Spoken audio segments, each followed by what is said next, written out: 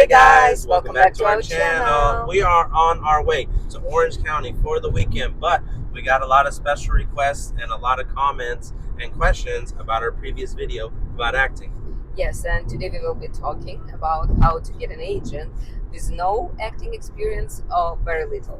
All right, guys, so before we dive into this new content, I understand there's going to be a new audience and demographic for this type of videos talking about acting. So, reintroducing myself, my name is David, this is Alex, hence the name Dalix Vlogs, because we're a dynamic duo and we are inseparable. But originally, I am from San Jose, California, Northern California.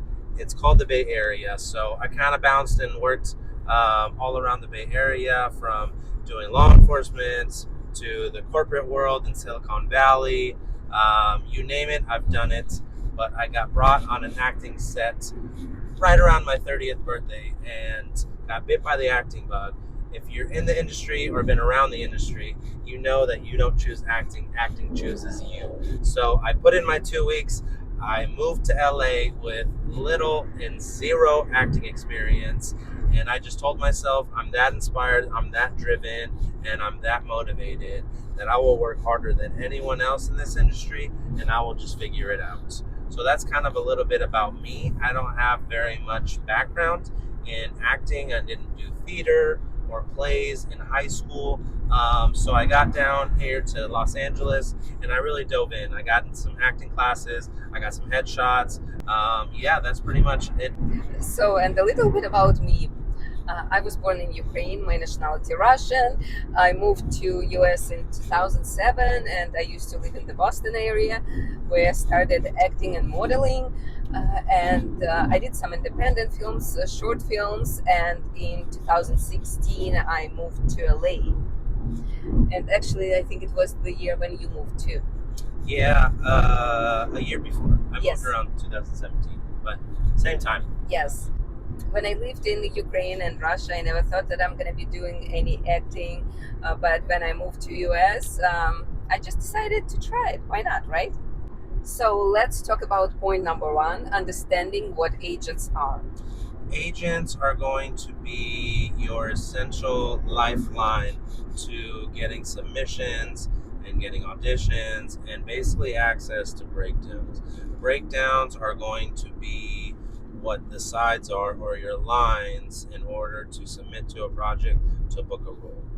And there's agents that represent union, which is SAG-AFTRA, or they represent non-union as well, which have access to buyouts and non-union projects. And then there's also SAG-AFTRA franchise agents, would deal strictly with SAG-AFTRA clientele. Yes, and also agents, they act like salespeople. So we are the product, right? Actors, they are product, and that is why agents have to have everything like headshots, resume, reels to submit us and pitches so they can make sales. Real agents, they only make money when we book a job. Yeah, you're a brand, so essentially you want to bundle your brand and your company, which is your face. You're the face of your company or brand, to be able to be pitched and be attracted by casting directors, which are going to ultimately lead to you getting acting jobs. And we're going to break down and dive into each of the things that you're going to need to get started to submit and get an agent. So now let's talk about next point, which is understanding the casting process. So we can understand where agents fit in, right? Production hires casting director. Casting director posts breakdown on casting websites. Breakdown, it's a description of the project, small description of the project, and roles they casting for. Yes, and these agents or managers are the only ones that pretty much have access to these breakdowns, especially for the bigger productions or bigger roles that you see like on TV or in the movie theaters. Those are the breakdowns that agents and managers have sole access to, not you as an actor yourself. Yeah, we only can see independent films, short films. Sometimes we can see breakdowns for big projects, TV series or movies, but it's mostly for something very specific. Yes, and so the casting directors will go through the thousands and thousands of submissions, and they'll select the people with the reels and the headshots that kind of fit the role for the casting directors to receive these audition tapes. And then they will go through them and match up your reel with your self tape or your performance within the audition and kind of make their selections from there. Yes, basically casting directors just looking for people who they think have higher chance to book the job. But it ultimately comes down to the producers and the writers and the director that kind of handpicks these people out of the small pool that the casting directors Selected. Yeah. The next point is you need to meet this industry standard for headshots, resume, and reel. Yes. And if you're talking about headshots, your headshot's supposed to look same or better than working actors. And you have to hire a professional photographer that's specializing in acting headshots. Yes. And if you live in a small town and you don't have professional acting photographers, you might want to consider travel or fly somewhere to shoot this professional photographer. And of course, it's going to be an investment because it's going to be expensive. If you can't travel, you can hire some professional photographer like wedding photographer or any other, but you have to do your own research and make sure to show them what exactly you're looking for. Yes, these headshots are going to be essential by first getting your foot in the door for the casting director's attention. And I just want to say a side note, a lot of people make this very, very basic mistake. Your headshot is not a fashion photo shoot. It is not a glam, glitz and glam. You're supposed to be looking like you're about to go down the runway. These are character headshots. It doesn't have to be too specific, but you want to be able to portray a nurse or a detective or a cop or like your mom next door or your backyard barbecue dad. These are very specific roles where you don't have to go too over the top. You just have to wear suggestive clothing that kind of insinuates that you're able to pull off these roles, and it helps the casting director to envision you in the wardrobe, in the costume as the character, and you're going to stand out 100 times more to these casting directors and get much more opportunities to walk into that audition room or be on the short list for those casting directors. Yes, especially if you're just starting out, you have to really nail your character types. Yes. So now let's talk about resume. Your resume is supposed to fit the proper format for industry standard. Still rolling. Okay.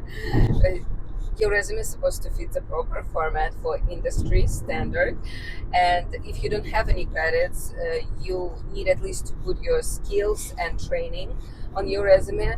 But start building your resume, do independent films, short films, and of course create your own projects like short films or independent feature films.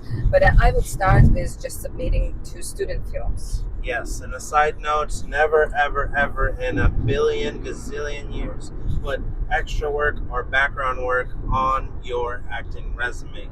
This is to show your work that you have done. Not saying that extra work or background work is not acting. Never put your background work on your resume and Exactly. IMDb. And so there's also these casting websites, Actors Access, Casting Networks, which are a little more local to Los Angeles. They list student films from local film schools in the area that you can submit to get footage to build up your acting reel, and also independent projects that may not pay you or pay you very little, but you'll still be able to act, be a character, and get that footage that you can put on your acting reel. So you can just keep building it up, and whenever you do a new scene that you kind of thought was a little bit better of a performance, you can supplement that into your acting reel and take out one that you're not so impressed or proud of. So if you don't have any footage at all for your demo reel, you can film your own self-tape or monologue and use it as your demo reel clips. And of course, later when you start booking student films, you can use these clips as well. But you also can invest into some production companies that film specific scenes for your demo reel. Yeah, not to shout them out in particular, but this is one that Alex and I both used when we first started. It's called Jig Reels. They're not a sponsor yet, but maybe someday. Yes. Jig Reels is a pretty good one. You can pick some scenes that you want to do, portray certain characters that you want to on screen to add to your acting reel. It is a little bit pricey. I think it was, it's definitely like $1,500, under $2,000 For 3 scenes. for 3 scenes, but they provide the facility, the microphones, the cameras, the lights, the other actors, and they'll write a script. They'll provide you with everything you need, and they'll even edit it so you can just post it straight to your acting reel, and it looks like a scene from either a short movie or a movie or a series or something. So whatever type of genre you're going for, they can cater to that specific thing, and that's something that a lot of actors do when they first start off as well. And the last point we wanted to talk about is how to pitch yourself to an agent. So after you got your headshots, after you started building your resume and you filmed some acting clips, you want to start looking for an agent. And the best thing you can do is use IMDb Pro. You can search agency information there. You can find their contact information, emails, phone numbers, but of course don't call them, just email. Calling is not really good. There is a professional and proper way Yeah. and industry standard to go about this on a level of professionalism. I believe the last time with the SAG-AFTRA discount, IMDb Pro was about $100 a year. If it's changed in your SAG and you do pay for IMDb Pro, make sure to comment down below and correct me, because we want to give the most accurate and updated information possible. Yes. So you also can Google agencies and you can find their websites and you can submit on websites using their submission form. But in my opinion, personal experience as well, it's not as effective as when you search the information on IMDb and send information via direct email. Yeah, IMDb Pro is just going to be a next level tool, right? They're going to take you that much more seriously. Like Alex mentioned earlier, different agents have different preferences on how to be contacted. So some do prefer just to submit their submission form. Some do want the email that's cordial and professional yet direct, with the headshots, the resume, and the acting reel if you have it. So these are the different tools that you can reach out and use to contact these agents and kind of level up your career to get representation and help you start booking these bigger pools. Yes, and IMDb Pro also helpful because you can search agency and check their client list. So at least you're gonna see who they represent and if it's really good fit for you. You don't want to submit to like big agencies if you don't have any credits yet. Yeah, Yeah. there is such thing as shooting too far ahead, right? Yeah. So what Alex is talking about is kind of picking an agent that represents talent on a similar level. If you're brand new, you're a SAG eligible, you're not even in the union yet, and they have all these like A and B list celebrities on their roster, they may not invest as much time and effort and work into you because they're already getting a lot of work through their other talents. So you always want to find someone, and they should be kind of like a camaraderie relationship, a symbiotic relationship. Always be in communication with them. If you're not able to call or text your reps or your agent and say, hey, I need some advice, what's your thoughts on this, then it's just not really helping you to dive deep into a role. Like, oh, how should I approach this role? This audition, it seems a little bit out of my wheelhouse. So how would you recommend or suggest that I go about it and prepare for this audition? I think that's all what we wanted to cover for today. We hope you enjoyed today's video, and we hope we answered the majority of your guys' questions and DMs for us about our personal acting journey, and we provided something of value to you so you can further your career or level up your acting career to the next level. Yes, and if you have more questions, please comment down below. We will be filming more videos.